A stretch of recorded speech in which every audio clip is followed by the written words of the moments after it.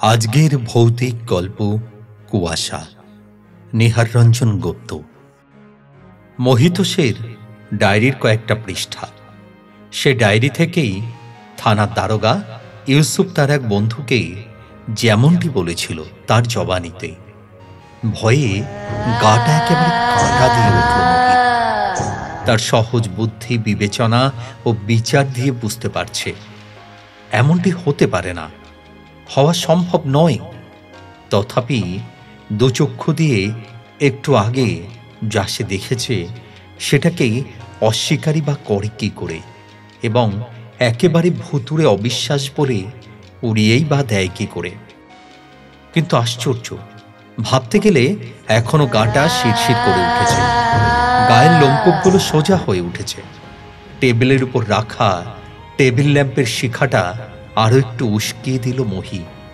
আলোর শিখাটা আরো উজ্জ্বল হয়ে উঠল, আর সেই উজ্জ্বল আলোয় তীক্ষ্ণ প্রখর অনুসন্ধানী চোখে আর একবার মহি ঘরটার চারিদিকে তাকিয়ে তাকিয়ে দেখতে লাগল। ঘরের প্রতিটি বস্তু খুঁটিয়ে খুঁটিয়ে, না নেই তো কিছু, অথচ একটু আগেও সে স্পষ্ট দেখেছে। যদিও ঘরের আলোটা ঈষৎ কমানো ছিল, তবু সেই কম আলোতেই সে স্পষ্ট দেখেছে। চোখের ভুল বলে উড়িয়ে দিতে পারে না। আলো চোখে লেগেছিল বলে সামান্য একটু কমিয়ে ঝুঁকে পড়ে গভীর মনোযোগের সঙ্গে বইটা পড়ছিল মহি। সুন্দর কমনীয় চুড়ি পরা দুখানি হাত কে যেন তার ঠিক পাশেই টেবিলের উপরে রাখল। চোরের মিষ্টি মৃদু আওয়াজেই তার মনোযোগ আকৃষ্ট হয়েছিল। এক দৃষ্টে কতকটা গভীর বিস্ময়ের সঙ্গেই তার সামনে টেবিলের পরে রাখা চুড়ি পরা হাত দুটির দিকে তাকিয়েছিল মহি। কি সুঠাম হাত দুটি টেবিলের উপরে ন্যস্ত হয়ে আছে, যেন কোনো দক্ষ শিল্পীর সাদা ক্যানভাসের উপর অঙ্কিত দুটি বঙ্কিম রেখা। কিন্তু চোখ তুলে তাকাবার সঙ্গে সঙ্গেই মহি যেন বিস্ময়ে ও ঘটনার আকস্মিকতায় স্তম্ভিত হয়ে গেছে। কেউ নেই তার সামনে, পাশে, পশ্চাতে বা ঊর্ধ্বে। একা সে ঘরের মধ্যে আলোর সামনে বসে আছে। আশ্চর্য! তবে এই একটু আগে সে কার দুটি হাত দেখেছিল তারই সামনে টেবিলের উপরে ন্যস্ত। এতক্ষণে মনে পড়ে বাড়িটা চমৎকার খোলামেলা দেখে, অথচ কম ভাড়ায় সে যখন ভাড়া নেবার জন্য উদ্গ্রীব হয়ে উঠেছে। দুখানা বাড়ির পরের বাড়িটায় যিনি থাকেন, রাধানাথ বাবু, তখন বারবার মহিকে বলেছিলেন, ও বাড়ি ভাড়া নেবেন না মহিবাবু, অনেক দিন ধরে বাড়িটা অমনি খালি পড়ে আছে। কেন বলুন তো? বাড়িটা তো দেখলাম বেশ চমৎকার। বাড়িটা দেখতে শুনতে চমৎকারই, সন্দেহ নেই। তবে রাধানাথ বাবু কেমন যেন ইতস্তত করতে থাকেন। তবে কি মশাই? মানে বাড়িটা সম্পর্কে নানা রকম কথা শোনা যায়। এর আগেও দু একজন এসেছে, তবে টিকতে পারিনি এক রাতেরও বেশি। তাই বুঝি? অমন জায়গায় চমৎকার বাড়িটা খালি পড়ে আছে, হাসতে হাসতে মহি বলে। কিন্তু ব্যাপারটা ঠিক কি বলতে পারেন? ভূতের উপদ্রব আছে বুঝি এ বাড়িটায়? জানি না মশাই, তবে বছর দুই অমনি ভ্যাকেন্ট হয়েই পড়ে আছে। আর পূর্বে দু চারজন ভাড়াটে এসে উঠেছিল, তারা এক রাত্রির বেশি থাকতে পারেনি। হাসতে হাসতে মহি জবাব দিয়েছিল, দেখুন রাধানাথ বাবু, গত এক মাস ধরে বাড়ি খুঁজে খুঁজে আমি সারাটা শহর প্রায় চষে ফেলেছি, কিন্তু আমারও পক্ষে মানানসই হয় একটু হাওয়া বাতাস পেয়ে হাত পা মেলে থাকতে পারি এমন একটি বাড়ি আজ পর্যন্ত দেখলাম না যা ভাড়ায় পাওয়া যাবে। অথচ আমার ও আমার বুড়ি মায়ের পক্ষে ওপর নিচে চারখানা ঘরওয়ালা এই বাড়িটা একেবারেই ঠিক যেমনটি খুঁজছিলাম, বুঝলেন, তেমনটি। ভূতের ভয় থাক আর যাই থাক, এ সুযোগকে হারাতে আর যেই পারুক আমি পারবো না, বুঝলেন। কিন্তু না রাধানাথ বাবু, ভূতের ভয় তেমন আমার নেই, মহি হাসতে হাসতে বলে। তাছাড়া 27 বছর বয়স হলো, আজ পর্যন্ত বহু কথিত ওই জীবটির দর্শন আমার ভাগ্যে ঘটেনি। বাড়ি পাওয়ার সঙ্গে সঙ্গে সে সৌভাগ্যটা যদি একান্তভাবে উপস্থিত হয়, বহুদিনের আকাঙ্ক্ষাটাও সেই সঙ্গে মিটে যাবে। এমনকি বাড়ির মালিক কান্তিবাবুও মহির বাড়ি ভাড়া নেওয়ার সম্পর্কে এতটুকু আগ্রহ প্রকাশ করেনি, এবং ভাড়ার কথা বলতে তিনি বলেছিলেন, এই দেখুন দেখিনি আগে আপনার বাড়িটা শুট করে কিনা, তারপর না হয় ভাড়ার কথা ঠিক করা যাবে। প্রত্যুত্তরে মহি বলেছিলেন, না কান্তিবাবু, সেটি ঠিক হবে না। শেষকালে হয়তো এমন একটা অসম্ভব ভাড়া হেঁকে বসবেন যা আমার দ্বারা সম্ভব হবে না। না না, ভয় নেই আপনার, নিশ্চিন্তে থাকতে পারেন আপনি। যদি আপনার থাকা হয়, যা ন্যায্য ভাড়া মনে করেন তাই না হয় দেবেন। মনে থাকে যেন? হ্যাঁ, থাকবে। সমস্ত বিচার, বিবেচনা, বুদ্ধি, শক্তি কেমন যেন গুলিয়ে যাচ্ছে মহির। একটু আগে যা সে স্পষ্ট দেখেছে, কোনো মতেই সেটাকে অবিশ্বাস বলে উড়িয়ে দিতে পারছে বা কই। আবার মহি বইটা খুলে বসল, এবং কিছুক্ষণের মধ্যে আবার তার মন বইয়ের বিষয়বস্তুর মধ্যে নিমগ্ন হলো। আধ ঘন্টাও বোধহয় হয়নি। মহি এবার দেখল চুরি পরা হাত দুটি এবার ডান দিকে টেবিলের উপরে ন্যস্ত হলো। এবার কিন্তু মহি চোখ তুলে দেখার চেষ্টা করল না, এক দৃষ্টে তাকিয়ে রইল ন্যস্ত হাত দুটির দিকে। কি সুন্দর চাপার কলির মতন হাতের আঙুলগুলো, বাম হাতের অনামিকায় একটি রক্তপ্রবালের অঙ্গুরীয়। কি সুন্দর নখাগ্র, যেন নখাগ্রগুলোতে কে চন্দনের প্রলেপ মাখিয়ে দিয়েছে। তাকিয়ে থাকে মহি। কি দেখছে নমন করে? ভয় করে না আপনার? সুমিষ্ঠ মেয়েলি কণ্ঠে প্রশ্ন এলো। তথাপি মহি চোখ তুলে দেখবার চেষ্টা করে না। কি জবাব দেবে ভাবছে। চোখ তুলে চেয়ে দেখবে নাকি? কি দেখছেন বললেন না তো? মহি চোখ তুলে তাকাতে লাগলো। না, কেউ নেই। তবে কি সত্যি সত্যি ব্যাপারটা ভৌতিক, অবিশ্বাস্য? হাত ঘড়ির দিকে তাকিয়ে দেখল রাত তখন 1টা বাজে। মহি কেমন যেন একটা রোগ চেপে গেছে মাথার মধ্যে। আবার সে পড়বার ভান করে, কিন্তু পড়ায় আর মন বসে না। দোচক্ষুর দৃষ্টি তার অধীর অপেক্ষায় টেবিলের দিকে নিবদ্ধ। তৃতীয়বার আগের মতোই দুটি হাত ন্যস্ত হলো টেবিলের উপরে, এবং এবারে বাম দিকে প্রথমবারের মতন। আশ্চর্য, আপনি এখনো ঘরের মধ্যে রয়েছেন? ভয় পাননি? সেই মেয়েলি কণ্ঠ। ভয় কেন পাবো? মহি এবার জবাব না দিয়ে পারে না। ভয় পাবেন না মানে? আচমকা এমনি দুটি হাত দেখলে সবাই তো ভয় পায়। তাছাড়া আবার কি? আমার হাত দুটি যে আপনার ওই কণ্ঠদেশকে মৃত্যু ক্ষুধায় টিপে ধরবে না, কেমন করে জানলেন? এবার আর মহি না হেসে থাকতে পারল না, হেসে ওঠে। হাসছেন যে? বিশ্বাস হলো না বুঝি আমার কথা? জানেন, এই হাতে আমি গলা টিপে আমার স্বামীকে হত্যা করেছি। যে দেখুন আমার আঙ্গুলের বাঁকানো ধারালো নখরে এখনো রক্তের দাগ শুকিয়ে আছে। চমকে উঠল মহি। তবে কি নখাগ্রের রক্তের দাগ? চন্দন নয়, রক্তচন্দন নয় ওটা? আবার মুখ তুলে তাকালো মহি, এবং পূর্ববৎ এবারও দেখল সে ঘর শূন্য। এবং হঠাৎ ঠিক সেই মুহূর্তেই দপদপ করে বার কয়েক কেঁপে উঠে টেবিল ল্যাম্পটা নিভে গেল। ঘরটা ভরে উঠল নিশ্চিন্ত্র আধারে। একটা চাপা বিষাক্ত নিঃশ্বাস যেন অন্ধকার ঘরটার মধ্যে জমাট বেঁধে উঠেছে। কেন বারবার আমাকে দেখার চেষ্টা করছেন? আমাকে দেখা যায় না, দেখতে পাবেনও না আমাকে। কেবল আমার হাত দুটি ছাড়া। স্বামী হত্যাকারিনীর মুখ দেখাও যে পাপ, জানেন না? জানেন না এ কথাটা? শোনেননি? অন্ধকার যেন কথা বলে উঠল, কিন্তু আপনি যেই হন ভূত প্রেতজনী, জানবেন ভয় দেখিয়ে আমাকে এ বাড়ি থেকে সরাতে পারবেন না। ছায়ামূর্তি বলে, তাড়াবো কেন? থাকুন না। তা আপনাকে একা দেখছি যে, বিয়ে থা করেননি বুঝি? মহি বলল, আপনারা যে লোকে বাস করেন শুনি সবকিছু তো আপনার দেখতে পান, জানতে পান, এ কথাটা জানেন না? অন্ধকার থেকে ভেসে এলো, কে বলল আপনাকে আমরা সব কিছু দেখতে পারি?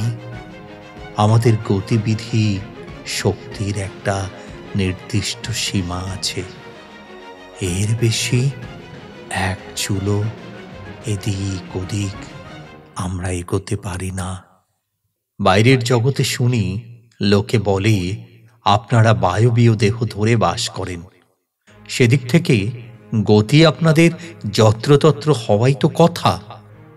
সেটাই তো মুশকিল। সবকিছু আমাদের বায়বীয় হলে কি হয়? সুখ দুঃখ, ব্যথা বেদনা, হিংসা, ক্রোধ, সবগুলো অনুভূতি ঠিক আছে, আপনাদের মতোই আমাদেরও বর্তমান। কিছুটা স্তব্ধতা। হঠাৎ আবার মহি প্রশ্ন করে, এই যে একটু আগে বলছিলেন আপনি আপনার স্বামীকে হত্যা করেছেন, কিন্তু কেন বলুন তো? সকলেই যে একঘেয়ে পতিব্রতা হতে হবে তারই বাকি মানে আছে? তাই আমি প্রতিঘাতিনী হয়েছি। অদ্ভুত যুক্তি আপনার। অদ্ভুত কিনা জানি না, তবে একজন পুরুষকে হত্যা করে আমার আশ মেটেনি। বলেন কি? হ্যাঁ, আপনাকেও হত্যা করবার আমার ইচ্ছা হচ্ছে। সর্বনাশ, আপনার এই ইচ্ছাটি কিন্তু ভালো নয়। তাই বলে ভয় পাবেন না যেন।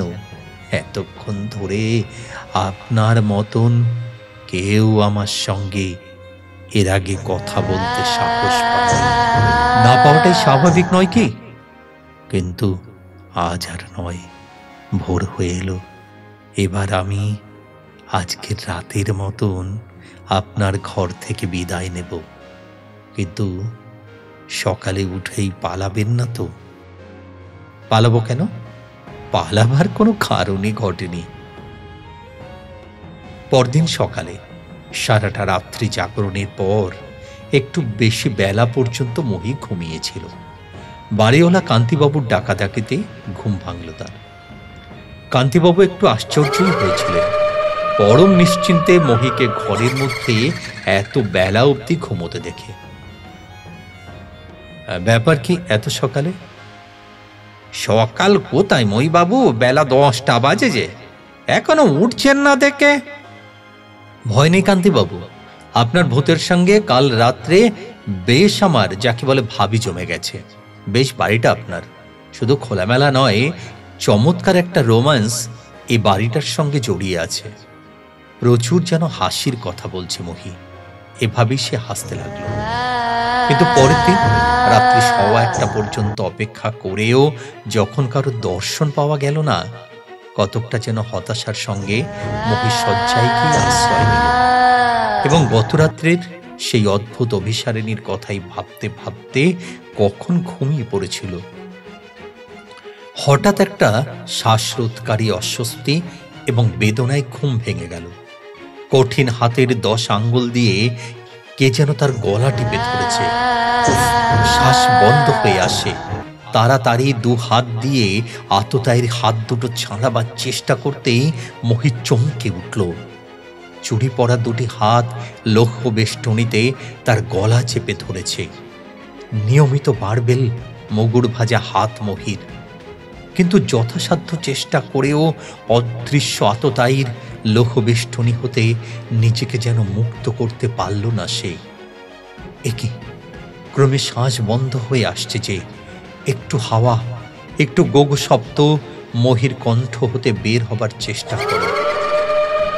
হঠাৎ এমন সময় সেই অদৃশ্য হস্তের লৌহবেষ্টনী গলার ওপর থেকে শিথিল হয়ে গেল এবং শোনা গেল একটা সুমিষ্ট হাসি। খিলখিল করে আনন্দেকে যেন হাসছে। টন টন করছে ব্যথায় এখনো মহির গলাটা। কেমন লাগলো গত রাতের সে নারী কণ্ঠ। মহির গলা দিয়ে কোনো স্বর তখনো বের হয় না। পুনরায় নারী কণ্ঠে প্রশ্ন হলো, রোমান্সটা কেমন উপভোগ করলেন? নারীর এ বাহুতে চিরদিন আপনারা পুরুষেরা কামনার পরশি পেয়ে গেছে। মৃত্যুর পরশটা কেমন লাগলো বলুন? মহি তথাপি কোনো জবাব দেয় না, চুপ করেই থাকে। কি ভাবছেন? ভাবছি বিংশ শতাব্দীর নারী আপনি, না সেই আদিম প্রস্তর যুগের বন্য নারী আপনি। বিংশ শতাব্দীর তন্নি নারীও তো সেই আদিম যুগের প্রবাহিকা। সেই রক্ত মাংস, সেই সব, কেবল মাঝখানে হাজার হাজার বছরের একটা ব্যবধান মাত্র। আপনি রাক্ষসী, তবুও নারী। এই নারীর জন্যই কি যুগে যুগে হ্যাংলা পুরুষ আপনারা আমাদের পিছু পিছু ঘুরে বেড়াননি এবং এখনো বেড়াচ্ছেন না? যাকে সেসব কথা, আপনার গলায় হাত বুলিয়ে দেব। রক্ষে করুন, যে নমুনা একটু আগে দেখিয়েছেন আর হাত বুলিয়ে কাজ নেই। ঠিক এমনি ব্যথা লেগেছিল আমার, জানেন? আমাকেও যে গলা টিপে হত্যা করেছিল। কে হত্যা করেছিল আপনাকে? কে আবার? আপনার মতন এক পুরুষ। কিন্তু আমিও তাকে হত্যা করেছি, প্রতিশোধ নিয়েছি। অনেক আশা করে সে এ বাড়ি করেছিল, ভেবেছিল আমাকে হত্যা করে আমার অর্থে তৈরি এই বাড়িতে তার মনোমতো বিবাহিত প্রিয়তমা স্ত্রীকে নিয়ে সুখে বসবাস করবে। নর্তকী অভিনেত্রীর ভালোবাসা নাকি ভালোবাসাই নয়, কিন্তু নর্তকী অভিনেত্রী করেছিল অর্থের লোভে। কে আমাকে, বিবাহিত স্ত্রীকে, অর্থের লালসায় রঙ্গমঞ্চে ঠেলে দিয়েছিল কে? আপনার কাহিনীটা শোনবার বড় ইচ্ছে হচ্ছে। আমার কাহিনী কোনো নতুনত্ব নেই তাতে। বাংলাদেশে অনেক হতভাগিনীরই জীবনে এমন ঘটনা ঘটেছে। কি শুনবেন সে পুরাতন কথা? কিন্তু তা যাই হোক, আমি তো আপনার কোনো ক্ষতি করিনি। তবে আমার পেছনে আপনি লেগেছেন কেন? সব পুরুষই সমান, গোত্র এক। তাহলে আপনি চান যে এ বাড়ি ছেড়ে আমি চলে যাই? তা কেন যাবেন? থাকুন না। কিন্তু যেভাবে একটু আগে আজ আমাকে আপনি যেভাবে অভ্যর্থনা করেছিলেন, তারপরে আর থাকতে যে সাহস হচ্ছে না। এই না আপনি বলেছিলেন আপনার ভূতের ভয় নেই? ভূতের ভয় যে নেই সে তো আপনি বুঝতেই পারছেন, কিন্তু আপনার মতন পেতনিকে এড়িয়ে চলা মঙ্গল নয় কি? আমি পেতুনি, জানেন? একদিন আমাকে একটি বার রঙ্গমঞ্চে চোখের দেখা দেখবার জন্য প্রেক্ষাগৃহ ভরে যেত। তখন তো আপনি পেতনি ছিলেন না। ভারী দুঃসাহস তো আপনার। এক্ষুনি যদি আবার আপনার গলাটা টিপে ধরি, সত্যি সত্যি ধরবেন নাকি? সত্যি সত্যি ধরবেন নাকি? অসম্ভব কিছু নয়। আমি এইমাত্র মনে মনে এক প্রকার স্থির করেছি, কি জানেন? কি স্থির করলেন? এবারে আমি ছাড়ব না। আমার হাতে মরতে চান নাকি? ক্ষতি কি? সে একটা বিচিত্র নাটকীয় মৃত্যু হবে। একদিন না একদিন তো মরতেই হবেই। তারপর প্রসঙ্গটা পাল্টে মহি প্রশ্ন করে, ঘরটা বড় অন্ধকার, আলোটা জ্বালাবো? আলো জ্বালালে আমাকে যে চলে যেতে হবে। তাই তো আমিও চাই। কেন? আমাকে কি আপনি সহ্য করতে পারছেন না? না, পারছি না। বেশ, তবে আমি চললাম। এরপর মহি বাড়িটা ছেড়ে চলে গেল না বটে, কিন্তু তার যথেষ্ট পরিবর্তন দেখা গেল। রাত্রি হলেই তার মধ্যে কেমন যেন একটা আত্মহত্যা করবার দুর্নিবার প্রচেষ্টা জাগে। আচমকা ঘুমের মধ্যে নিজের গলা দু হাতে টিপে ধরে নিজেকে হত্যা করার চেষ্টা করে। মা এসেছেন এ বাড়িতে এরই মধ্যে। তিনি বারবার ছেলেকে বলেছেন, বাবা, এ বাড়ি ছেড়ে অন্যত্র কোথাও চল। কিন্তু মহি কোনো মতে রাজি হয়নি। দিনের বেলাতে সে অত্যন্ত শান্তশিষ্ট, কোনো কিচ্ছু বোঝার উপায় নেই। রাত্রি হলেই বাড়ে তার অস্থিরতা। অধীর আগ্রহে ঘরের দরজা বন্ধ করে কার জন্য যেন সে প্রতীক্ষা করে। কাউকে সহ্য করতেও পারে না। এমনি করে কতদিন তুমি এখানে থাকবে? মহি জবাব দেয়, যতদিন না তুমি আমাকে হত্যা করছো। কিন্তু তোমার এ কষ্ট যে আমি সহ্য করতে পারছি না। তবে আমাকে হত্যা করো, আমিও আর সহ্য করতে পারছি না। বেশ, তবে তাই হোক, তোমাকে আমি হত্যা করব। হ্যাঁ, তাই করো, তাই করো, আমাকে তুমি মুক্তি দাও। কিন্তু পারে না সে মহিকে হত্যা করতে। প্রতি রাতের প্রতিজ্ঞা পরের রাত্রে শিথিল হয়ে যায়। এভাবে প্রতিজ্ঞা আর প্রতিজ্ঞার শিথিলতা এভাবে চলতে থাকে বেশ কিছুদিন। কাহিনীর শেষে একদিন প্রত্যুষে মহির শীতল মৃতদেহটা তার ঘরের মেঝেতে পড়ে আছে। গলায় 10 আঙ্গুলের সুস্পষ্ট দাগ। গলা টিপে শ্বাসরোধ করে কেউ তাকে হত্যা করেছে। কিন্তু কে?